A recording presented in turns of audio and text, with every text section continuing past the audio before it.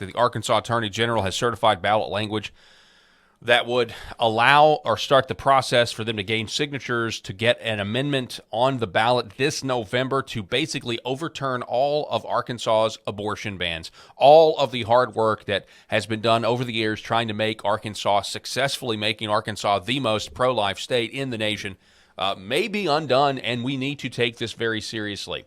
When it comes to the people of Arkansas going to the ballot box and potentially, the lefties turning out in greater number and voting to kill babies, it's something that we do need to consider, and we do need to take the right steps, take this seriously. Obviously, tell everybody out there, these signature gatherers are going to be deceptive. It almost always happens this way, where the people that are going to go out, they're going to try to gather signatures to overturn Arkansas's abortion ban, in the wake of the miraculous overturning of Roe versus Wade, and they will likely mislead Arkansans. A lot of women will probably be misled as well to sign this. And so we're going to try to get out in front of this. So this happened yesterday. The Arkansas Democrat-Gazette.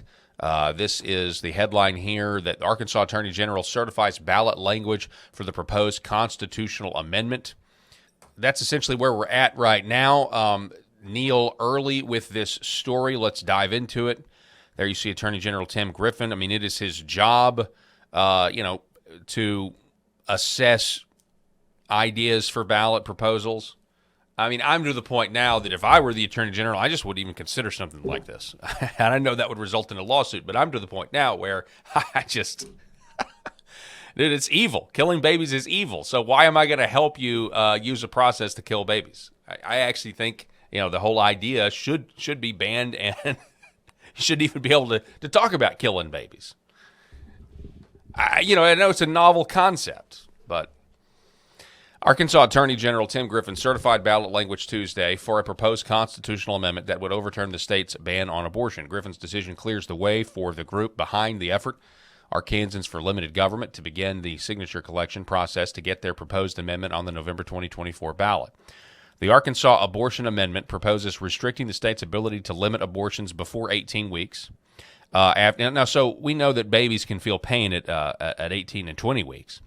18 weeks after fertilization, or in cases of rape, incest, fatal fetal anomaly, or to protect the life of the mother. Now, currently, it's only you can only have an abortion in Arkansas if the life of the mother is at harm in an emergency situation. Currently, Arkansas law bans abortions except in cases of medical emergency to save the life of the mother. Of course, we all know what happened in June of 2022. We had a lot of the Rainbow Gestapo in the middle of celebrating the sin of pride in the month of June, and that was all upended when the Supreme Court decision came down in June that Roe versus Wade was no longer going to be the law of the land, which meant Arkansas's trigger law that was passed into law by Senator Jason Rapert would take effect, essentially banning abortion in Arkansas. Something that has saved thousands of lives here in the state since that has taken place. But that's not enough for the godless left, and I'm just going to be real here, folks. They're coming for our children in all kinds of ways, and the fact that the Roe versus Wade was overturned has meant that's one less way they can come for our children. If they do survive the murderers who want to kill babies in the womb, they also now have people that want to get them to take puberty blocking hormones. If not, go through with the surgery, and basically it's part of a depopulation agenda where you have people that won't ever be able to have kids, even if they want to change their minds at a later date. Well, too bad. You've already done irreparable damage, and congratulations, you have the bone density of like a wishbone on a chicken, right? And that is a whole nother can of worms, also a national security issue. But look, you can tell that I'm pretty worked up about this, because it turns my stomach, and we're going to do our best to get the word out and fight this head on. Specifically, the proposed amendment says that the state shall not prohibit, penalize, delay, or restrict abortion services in cases of rape, incest, fatal fetal anomaly, or to protect the woman's life, or a physical disorder, physical illness, or physical injury. The amendment also says the state shall not prohibit, penalize, delay, or restrict abortion services within 18 weeks of fertilization. The popular name for the proposal is the Arkansas Abortion Amendment of 2024. To make the ballot, a constitutional amendment needs at least 90,704 verified signatures. So you can look for, basically all of the progressive wokesters in the state of Arkansas, and we do have our fair share to come out of the woodwork in order to allow for the murder of babies in the state of Arkansas. Griffin had twice. Now, listen, let's give Tim Griffin credit here. Griffin had twice rejected ballot language for the Arkansas abortion amendment, citing details in the proposal that were unclear or misleading. However, Griffin said the group's third submission compelled him to rewrite the amendment's popular name and the ballot title with minor changes to certify it. Well, I will just tell you the fact that he rejected it twice is a good thing. And again, I know eventually you can get sued, but at the same time, like, see, it's January, though. So they've got, there's going to be a cutoff date. When do they have? Did I just read that a second ago? They're going to have to submit their signatures by a certain date in order for it to be on the November ballot this year. But you talk about a big turnout. I mean, I know there's going to be people that are going to turn out to vote for President Trump, who is, obviously going to be the nominee, unless Nikki Haley or somebody tries to steal it from him at the convention. As of this recording here, we are right on the heels of Trump winning in New Hampshire.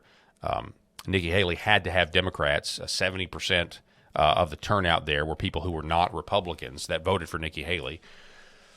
You want to talk about a big turnout in Arkansas, though. You put a ballot initiative like this on there. I mean, it's going to have to be all hands on deck. I'm telling you. It's going to have to be all hands on deck to save the lives of children in Arkansas. I do not put it past these people to, by hook or by crook, I'm telling you, we have taken their human sacrifice away. They want to be able to read to sacrifice kids. I'm telling you, that's what it is. We like to think that we're somehow evolved into these evolved sensibilities, and we're the exact same as the Aztecs sacrificing people on top of ziggurats. It's really no different. No different. Tim Griffin says, quote, when reviewing proposed ballot initiatives, I follow an 80-year-old process. I am and always have been strongly pro-life, but the law does not allow me to consider my own personal views. I am guided by the law and the law alone. I routinely certify proposals I personally oppose. Conversely, I routinely reject proposals I personally support. Well, you know what? I get that. Look, and I get that is the status quo. That is a point of view that I, in the past, would have said that's perfectly fine. But at this point, yeah, I mean, I'm just not there anymore. I'm not there anymore. I want a government that rewards good and punishes evil, and that's just kind of where I'm coming from these days. So, however, even with Griffin's approval, so here it is, the proposed amendment could face legal challenges. You should be aware that experience has shown a correlation between the length and complexity of initiated measures and their susceptibility to a successful ballot title challenge. Okay, so you should be aware that the experience has shown a correlation between the length and complexity of initiated measures and their susceptibility to a successful ballot title challenge. Griffin wrote in his opinion, any ambiguity in the text of a measure could lead to a successful court challenge. And so there we go. We also have the Supreme Court that could potentially throw this ballot off, or throw this initiative off the ballot if they do get the 90,000 plus signatures that they have to get. And you know what? I'm telling you here. I think it's good that he has delayed it as much as he has, Tim Griffin.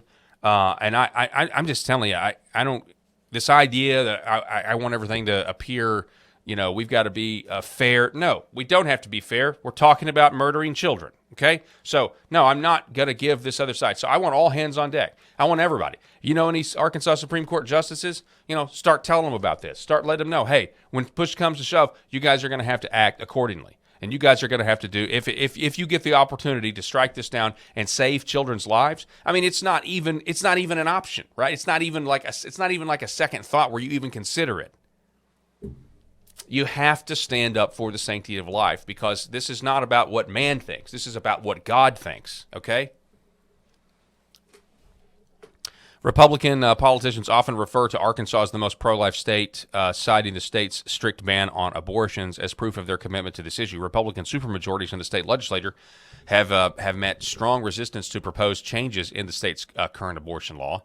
A proposed bill to include an exception for lethal fetal abnormalities in the state's abortion ban failed to make it out of committee during last year's legislative session. Also, in the last session, lawmakers passed a law authorizing the Secretary of State to make plans for a monument to the unborn.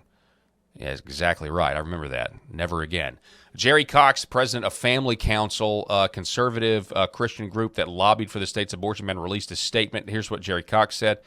We're going to get him on conservative Arkansas media very soon. This is a radical amendment legalizing abortion in a way Arkansas has never seen before. It writes abortion into the Arkansas Constitution. It erases virtually all of Arkansas's pro-life laws, and it allows abortion on demand without restriction through the first 18 weeks of pregnancy. So, all hands on deck. I say all that to say, all hands on deck.